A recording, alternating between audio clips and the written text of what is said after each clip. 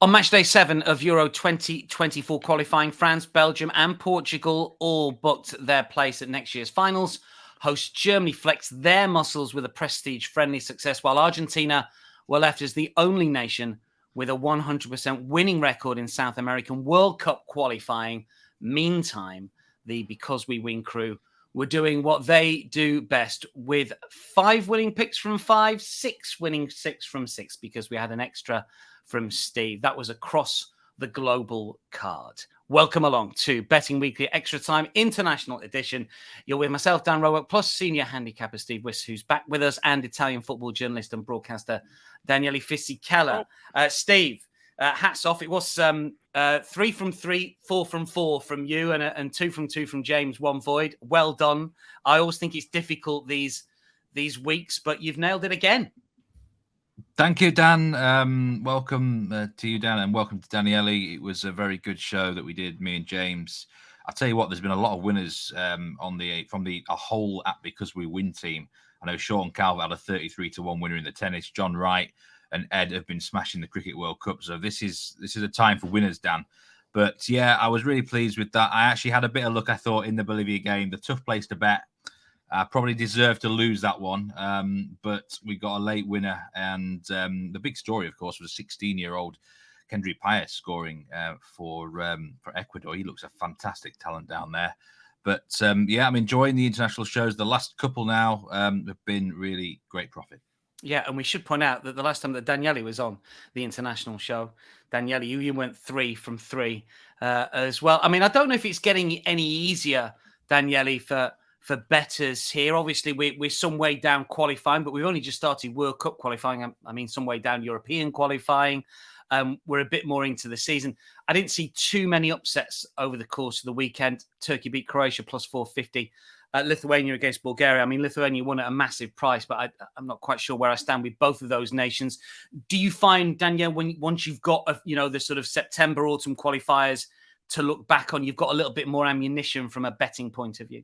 I think, yeah, it gets easier. I think European qualifiers in general are easy for the heavyweights who, I mean, seriously, it's very simple to qualify in a tournament when there are 24 participants out of a continent. It's the World Cup qualifiers that are a little bit more tricky, at least for the European sides. But yes, if everyone sticks to the guns, but I know compared to club footballs, I think in European international football, there are less variables. Unless the teams are not at full strength, really, you can't look at fixture congestions. You cannot look at, previous result the week before or turnover and stuff like that. Everyone puts out the best 11s. And normally, quality then talks for itself across a mini tournament such as the qualifier. So I think, yes, coming towards October, November, normally, it gets easier. But this one, though, could be tricky because some teams have already booked their place for Germany. Yeah, this is where we start putting caveats on it. Steve, has it become a little bit easier, do you think?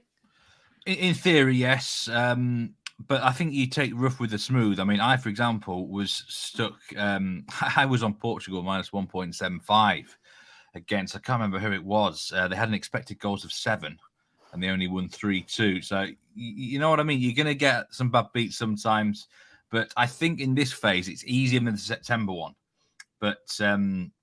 And also, you've got to work out the mentality of teams. Some teams have got nothing to play for. They just want to jack it in and they want to get out of there. Cyprus, for example, they're an absolute terrible team at the moment. They just want to get out of this qualifying campaign and on to the next one. So the good thing about it, there's so much variation across the world now. Whatever your skill set, you can use your individual nation knowledge, or, you can just bet on games with the minnows, which I quite like doing. So loads of variation out there, but...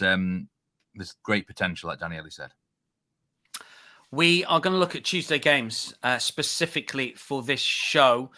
So we've got some European qualifiers for 2024, and we've got a couple of World Cup qualifiers from South America as well. We've got picks and we've got a lean from Daniele as well. We're going to start with probably the biggest game in terms of handle worldwide, because it is a competitive game. It's England against Italy. This is Tuesday, 2:45 Eastern. England are the favourites, minus 150. Italy plus 480. Draw plus 275. This is Group C. I'm pretty sure if England win, they will qualify. Italy have already assured a playoff spot through their Nations League position, but they haven't yet made sure, obviously, of getting a top 2 finish in the group. I mean, from an Italian point of view, Daniele, is the nation fairly hopeful, fairly confident of getting a top 2 spot in the group? How do you see it from a qualification point of view? Look, I think it all come down to the last game, the 20th of November in Leverkusen, when Italy will play Ukraine. That is the game. Whether Italy goes there with a +3 points or with the same points as Ukraine, at the end of the day, doesn't really matter. If they get beaten by Ukraine, it will go down to the goal difference or to the head-to-head. So really, it's about that. And I think Italy already put themselves in a pickle with a draw against North Macedonia away. So obviously suffering another defeat against England will probably be more of a blow for their morale. But in terms of the classification, unless they win at Wembley, really things will go decided in the last game. Obviously, provided that Ukraine beats Malta away, but I think they will do it. Whereas Italy next game is at home to North Macedonia, I wouldn't be so sure. What's the situation with team news with Italy? Because I know that some big names going to be missing for one reason or another. Yes. Daniele. Well, obviously there is the betting investigations, scandal. I mean, all alleged. But Zaniolo and Tonali are not going to be there. Chiesa is not going to be there because he's injured. Zaccagni is not going to be there because he's injured. Immobile is not being called up for the same reason. So he's already a depleted squad. There's a squad that played against Malta yesterday on Saturday. They won 4-0 in Bari. Featured a striker from Sassuolo, Domenico Berardi, who scored 2, and 2 reserves. Raspadori doesn't start for Napoli. Moise Kean doesn't start for Juventus. So obviously they are a little bit depleted. I don't know whether Spalletti was saving Scamacca for the game against England, but that looks the best front three of Italy. And despite the 4-0 against one of the worst ranked team in the world, Malta, yes, there is a little bit of optimism that we could go to Wembley and have our own game, but really, really looks like an uphill task for the Azzurri. Let's not get carried away. I think the realistic target is not to avoid getting defeat heavily, because Italy's goal difference at the moment is +5, if I'm not wrong. Ukraine goal difference at the moment is +1. They play Malta away. A heavy defeat for Italy paired with a good win for Ukraine compromise the complexions and the calculation quite a lot.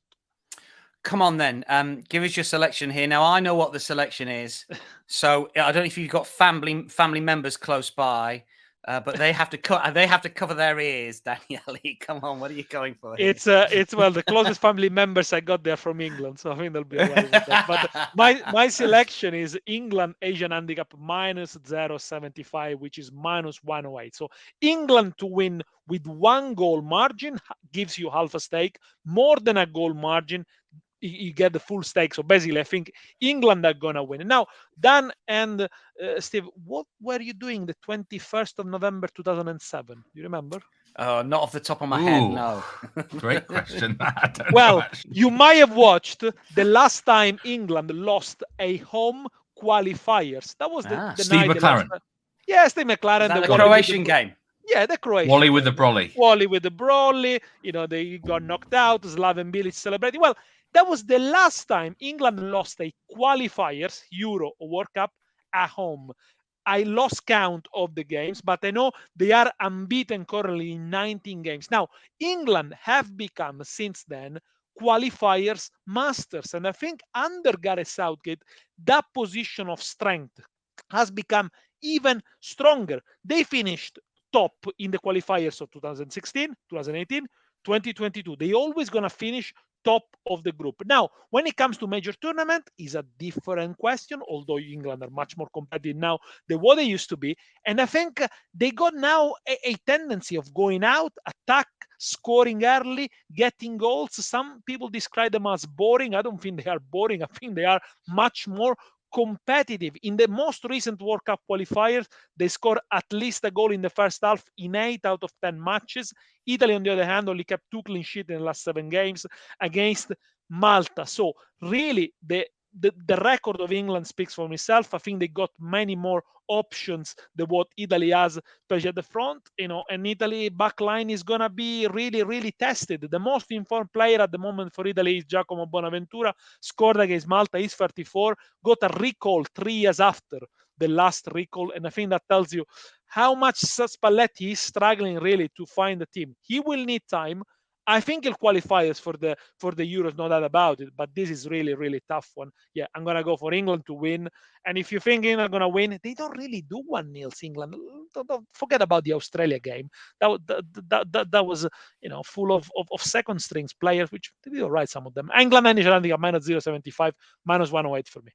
Steve, how do you see it? I know you've not got an official pick in this, but we've had an Italian view. What about an English view here? I mean, as Daniele rightly says, you can't read anything into that Australia win, and the likes of Bellingham and co will be back for this particular fixture. Any sort of leans betting wise, any sort of angles that you'll be looking at potentially for this one? Yeah, it's not often I get involved in these sort of big games between two huge nations in qualifiers. I much rather, as I said before, go for mismatches where there's minnows involved. I wait for the big tournaments to, really think hard about these sort of fixtures. I'm just looking at the group table. One thing I don't like, England don't need to win. A draw is fine for England. And sometimes Gareth Southgate can be this negative manager, pragmatic. And but at the same time, I think Daniele's right. Italian national team is perhaps not in a great state right now.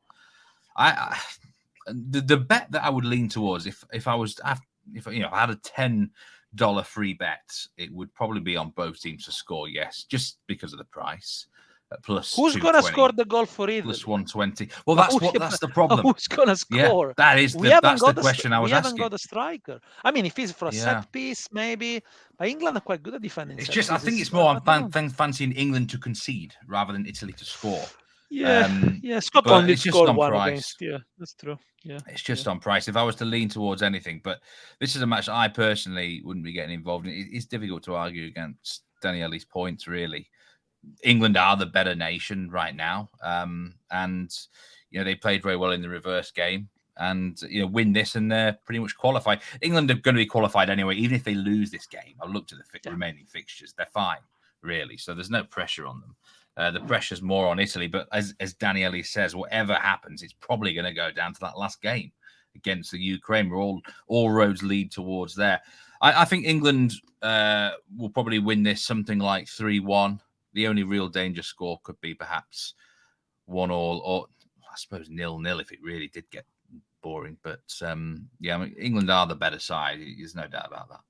Yeah, I can see both points of view here. I think it'll be a good game. I think we're due a good game and a good England win, I think. But we'll see what happens on Tuesday night with that one. Also, Tuesday, 2:45 Eastern, is Northern Ireland versus Slovenia. Slovenia plus 135 here. Northern Ireland plus 220. They are the host. The draw plus 210. Northern Ireland can still make the playoffs via the Nations League position. I had a look into this. I'm still not quite sure how they can, but apparently they can. But Steve, the focus is on Slovenia, and we focused on them before to our profit this season. They've been a good watch and a good team. And I think crucially, sometimes, little results and little, nations who don't necessarily always qualify for European Championships or World Cup qualifiers, they can pique our interest off the back of one result or two results. But their form is holding up pretty well, isn't it, Slovenia? And you like them with this game. I was actually kicking myself yesterday. I didn't take them against Finland. I knew I should have done. They won easily. And that's quite a good win. Finland are not a terrible team these days, quite hard to break down. The bet I like is definitely Slovenia on a minus 0.25 Asian handicap. So there's a bit of draw cover. You always want that 0-0 on your side in a Northern Ireland game because they are terribly dour. But fundamentally, they're an awful team right now, Northern Ireland. They've lost 5 out of 7 qualifying games. They've only had 2 wins, both against San Marino. Both occasions they failed to cover their Asian handicap, even against San Marino. They've lost twice against Kazakhstan.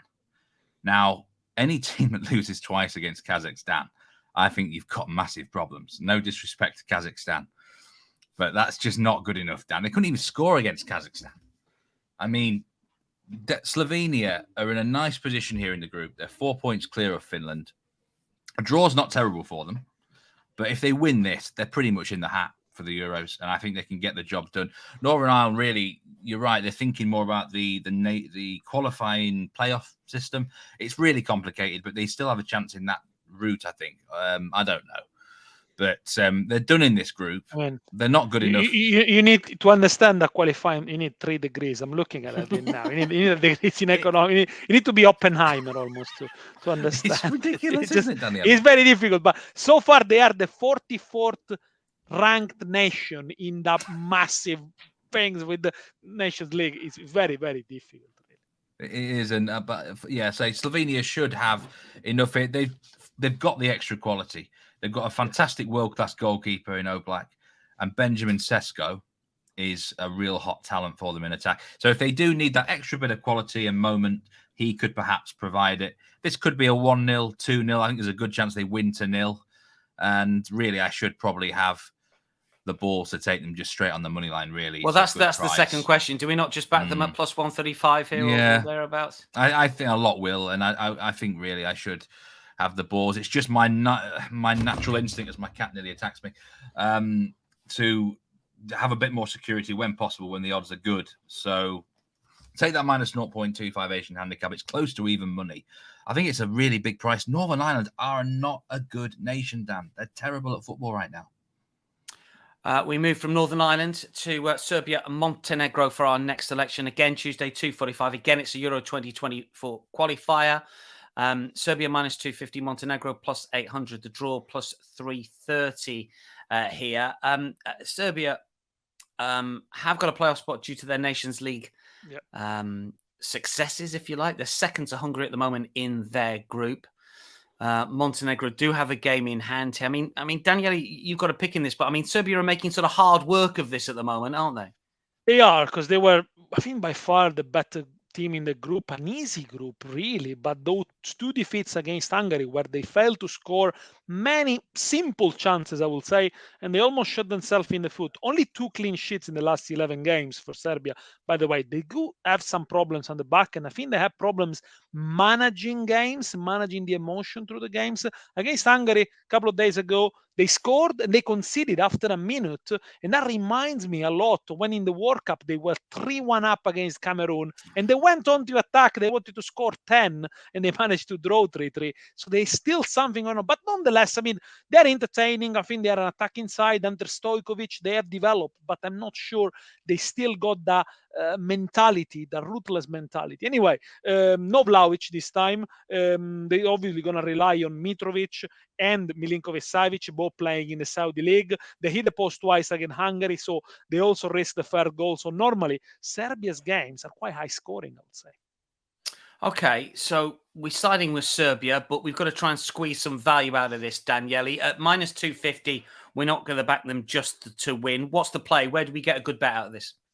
Half-time, full-time Serbia. So Serbia to win after 45 minutes, after 90 minutes, that's plus 107. Perhaps the bookies think that considering recently Serbia have not been great, and also they got a history of a couple of defeats at home recently to Norway as well, apart from Hungary, there is maybe a little bit of concern and not be able to do the job. By the way, if Montenegro wins, they leapfrog them, and that puts Serbia at danger of going through the playoff. Montenegro, on the other hand, only lost 1 of the last 4 games, drew 2-2 with Lithuania, who doesn't really bode very well for them, but they are unbeaten away from home in these qualifiers, score 5, conceded 5, so definitely masters of the tight margins. But they got one of Serie A biggest sensations, Krstovic, already 4 goals for Lecce. Who knows? You know, no one knew him beforehand, and he's doing really, really well. They finished third in the Nations League group, Montenegro, by the way, but won 1-0 away against Romania. So that's why perhaps you can understand why the odds are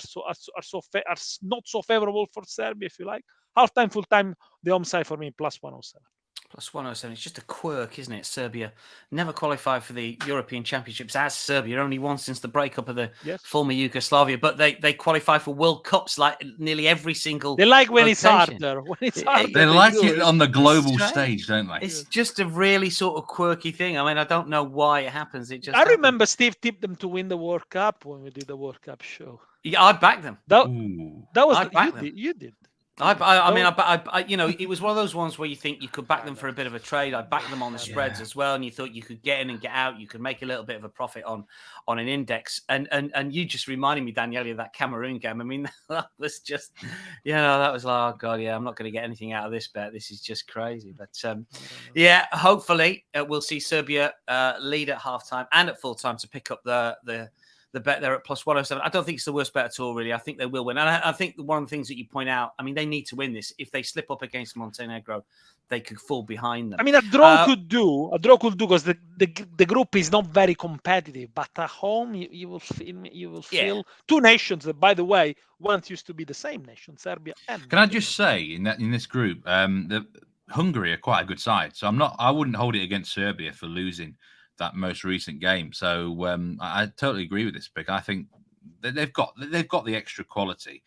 Montenegro are just below average, aren't they, in terms of quality themselves? This should be a good pick. Serbia, look, it's easier to qualify for Euros than World Cups. They really need to get there to this tournament. I think it's an interesting one. I mean, if you were to price up, a two-legged semi-final playoff between Serbia and Hungary, I think I'd have Serbia as favorite. Would you not have Serbia as favourites? How about pick them? Yeah, pick them for me. I think I might make Serbia favourites on that. It's an interesting. You're right. Hungary have done well. There's a lot of money being ploughed into Hungarian football through various sort of government schemes and stuff. Anyway, we digress a little. Let's get some World Cup qualifying picks here because Steve's got a couple for us. We're going to talk games in South America. Uruguay, Brazil, first of all. 8 p.m. kickoff Eastern on Tuesday. So good time for the American market, this one. Uruguay plus 325, Brazil minus 108. Steve, Brazil held by Venezuela last time out. They had won, 15 games on the spinning World Cup qualifiers at home, but not against the mighty Venezuela.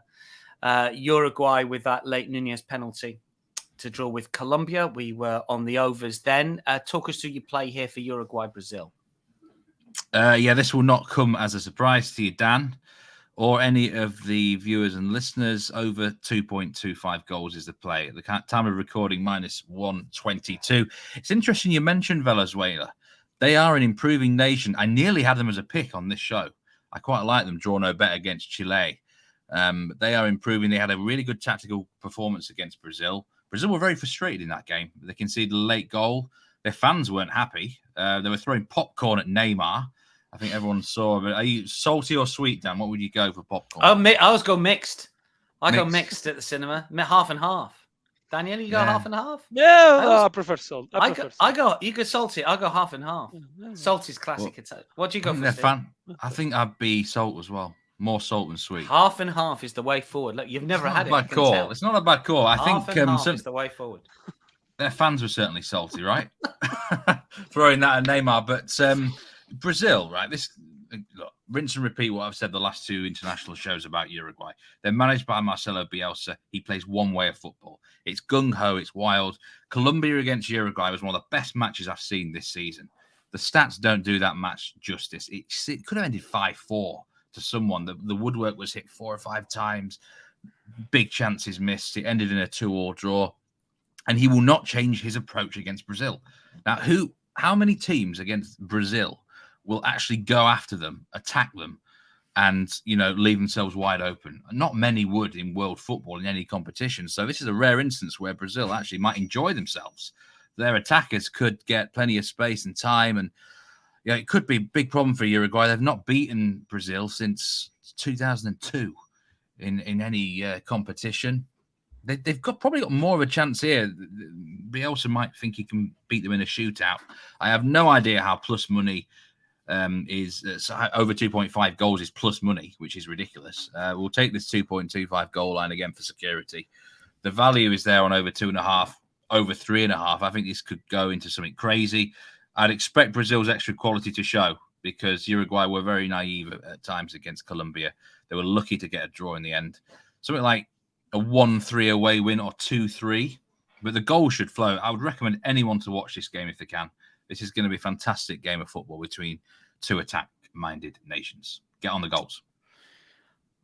What's going to happen, Steve, for you to not back Uruguay overs over the course of World Cup qualification. What price is it going to get? We just think that I'm not doing it anymore. What's the line got to be here for your favourite over 2.2? I mean, if it goes to minus 200, you think, well, that's it for me now. And is it going to get that far? Because when you posted the tips, which was late last night, it was minus 110. Now you're saying it's minus 122. I mean, at some stage, it's going to go ridiculously short, and you're not going to do it. I would have took the next line up then. I would have took over 3 goal line here, no doubt about it. So I can get 3 lines below, which is crazy. In terms of other fixtures, there will be what will eventually happen is teams will just park the bus against Uruguay, and that's when it could be a problem. Talking your likes of your Venezuelas, your Perus of this world, your Paraguays of this world. So that's when I've got to make decisions with overs. But this just looks like a natural matchup. There was a lot of attack-minded players on show. On the other hand, Brazil in the last qualifiers only conceded 5 goals in the entire South American qualifiers, but Bielsa wasn't there, so obviously there is that factor. They'll get a goal. Someone will score for Uruguay in this game. I'm pretty convinced. Yeah, it's a strange one. If you look, I mean, people, and I'm sure that there's a lot of people follow Brazilian Serie A, and unders is always the play. You know, it's always the favourite because there's not that many goals in Brazilian top flight. I don't know if that influences national team play. Probably doesn't. But as Daniele points out, sometimes Brazil don't concede that much. Sometimes they're not great to watch, but you'd like to think this one will be. Peru, Argentina, hopefully be a good watch as well. Hopefully we'll be on the right side of the result. Peru plus 800, Argentina. I thought there were going to be the shortest price on the South American World Cup qualifying slate at minus 265, but they're not because it's Paraguay play someone and they're a shorter price. I can't remember who they play. This is Tuesday, 10 p.m. Argentina, obviously, Steve, with a 100% winning record so far. What's the play against Peru here? I'm going with, and this is my most dangerous play of the show, no doubt about it. Argentina minus 1.25 on the Asian handicap. I think it was minus 110. There is a danger of a 1-goal win for Argentina here, no doubt about it. They do like to win games exactly 1-0. I nearly went for win to 0 because Peru offensively are terrible. In their 3 qualifying games so far, they've had 1 shot on target, that's a disgrace. They've had a combined XG of 0.72 in 3 matches. I mean, Argentina are actually very good defensively. They've got players in form at the back as well. I really am struggling to see how on earth Peru hit the back of the net in this game. Like, watch now. There'll be some Golazzo, won't they? But, I mean, they've got Paulo Guerrero up front. I mean, he's older than you, Dan. I'm 50. What do you mean? He's getting on a bit. He must be in his 40s, seriously. But they are terrible. Peru are not a good side. I watched them against Chile. They got comfortably beaten. They're not going to qualify for this World Cup, in my opinion. Their only chance is defence. They'll play for the 0-0. But Argentina, I think, in the second game of the week, can use their extra squad depth and quality to get at least a 1-goal margin of victory. And if they just put the pedal to the metal, then it might be 2 or 3. So I'm willing to take this handicap. There's probably more of a chance of a half loss than I would like. But, it's one of those plays where I'll take the chance because I think there's such a massive opportunity for them to keep a clean sheet because Peru are just so toothless. There's certainly no Megalodon, Dan. They do not have much bite to them, Peru. So Argentina win to 0. I'm going to say 2-0 win for Argentina. Okay. I saw the Meg 2 the other day. It's not worth watching. Paulo Guerrero is a plus 1100 first goal scorer play and plus 460 to score at any time. And because Steve's dissed him, that's going to happen. It's just absolutely as I know it won't do. Fair Italian contingent for Argentina. I mean, Daniel, just on an Argentina front, obviously they're World Cup champions, World Cup winners.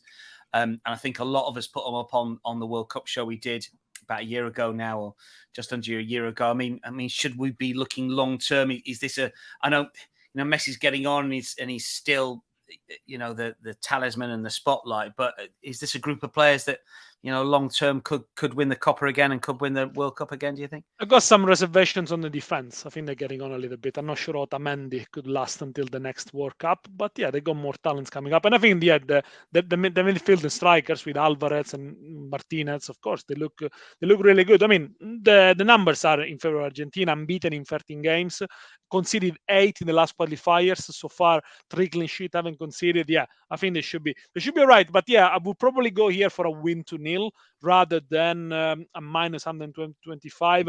Peru, very, very experienced. There are 4 players with 100 caps or more in the squad. Gallese, Rivincula, Yotun, and of course, Paulo Guerrero, all in their midfielders, in the mid-30s. They can't score. They only scored 1 in the last 7. And by the way, Reina, who scored that goal, is not in the squad. A couple of final things to finish off with. We've got a lean from Daniele, and then we'll get some best bets. Your lean, and you sort of referenced it earlier on, Daniele. This is back in England and Italy's group. This is Malta-Ukraine. What's your lean here? One that didn't quite make the cut. For me, it's an over 2.5 goals, minus 114, because I think Ukraine are going to rack up the goals against a very, very poor Malta side. We're not going to hold it against them, but they were poor against Italy, even trying to play in from the back, and they put themselves into troubles. I think it's because it's going to be down to the goal difference. If Italy loses against England, as I expect, the goal difference might become 3 or 2. So Ukraine, with a couple of goals, they will be level in the goal difference. And then, yes, it will go down to the last game. Obviously, is the head-to-head first. Italy has beaten Ukraine 2-1. So with a similar result is the head-to-head. But then it's the goal difference. So they do need to score as many as possible. Malta, on the other hand, they got some key absentees because they got good players. Teuma, who plays for Reims, is not available. Jody Jones, who plays for Knockouts, is not available. The captain, Borg, returns, wasn't playing for against Italy. Only 1 goal scored in the qualifiers for Malta. They lost the last 15 Euro qualifiers, failing to score in 4 of the last 5 games. You can't expect really a ball to score here. But I think Ukraine will be really motivated to try and score a couple. Or more than a couple, of course. Yeah, could cover the handicap on the overs on their own. That's something you've got to look at when you play these markets. That's Malta versus Ukraine. Just a bit of a lean if you're looking for an interest in that game. Over 2.5 at minus 114. We've highlighted a number of selections over the course of the last half an hour. Let's get some best bets. Steve, free $10. What's your best play over the course of the Tuesday games that you've put up? Has to be that over in Uruguay. Uruguay against Brazil, over 2.25 goals. I don't know why that goal line is so low down. Daniele, what's your best play? I must go with England again. England Asian handicap minus 0.75, minus 108. I just think you're gonna get beaten. When are you going? When are you going to Sicily next? When are you going home next?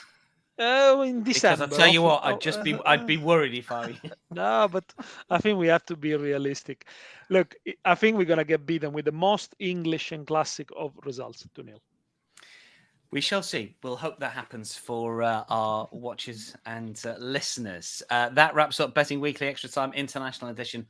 Plenty to go out globally. Of course, we focused on the Tuesday games there for you. There's lots in play as well, of course, on the Bet Rivers website. Many thanks to Steve and Daniele from myself, Dan Roebuck. It is goodbye. We'll see you next time.